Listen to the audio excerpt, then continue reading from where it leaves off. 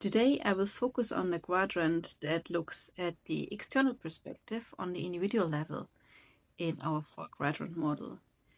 This quadrant is all about people's behavior.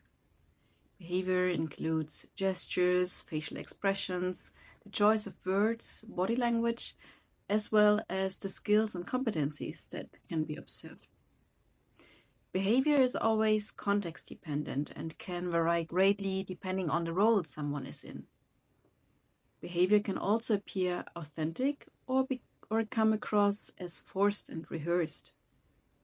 It's important to differentiate between how someone is, which is meaning their essence, or how someone behaves. These two are often mixed up in language, but they are fundamentally different. The great thing about behavior is that it can be adjusted relatively easily. With practice and repetition, it's possible to train new behaviors in a short period of time. And because we respond differently in various situations, it's highly likely that we've already displayed desired behavior in another context. Now, what does behavior have to do with transformation? Every change in an organization is ultimately the sum of the behavioral changes of all individuals. This doesn't mean you need to address every person individually, but you can and should emphasize desired behavior and provide also personal feedback when behavior is not aligned. This brings us already to the first key tool that you can use, feedback, which is, I think, still vastly underestimated and underutilized. To make feedback really valuable, you should consider some basic feedback rules, such as be specific, like clearly describe what you really observed, what exactly did the person do, and so on. Then make it personal. Share also the impact that it had on you and what it has to do with you and why you didn't like the behavior. And then also offer alternatives. Clearly express which behavior you would like to see next time.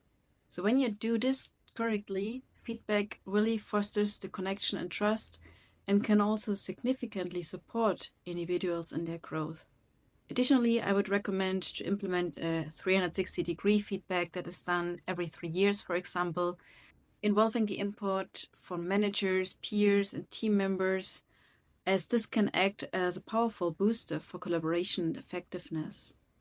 During a transformation, it is also helpful to clearly communicate specific desired behavioral changes, new terminology, and expectations. The clearer these are, the more likely they will also be implemented. The more advanced approach is to work role-based. This means defining clear roles in a team and their accountabilities. This helps to foster desired behavior, but also set boundaries. And don't forget to evaluate critically which skills and competencies are needed after the transformation and whether they are already present or if a specific training would be needed. As mentioned earlier, behavior is relatively easy to change, but it requires active reflection and addressing. Maybe just take a moment now and think about where could you provide useful feedback, whether it's constructive or possibly reinforcing, and just go for it.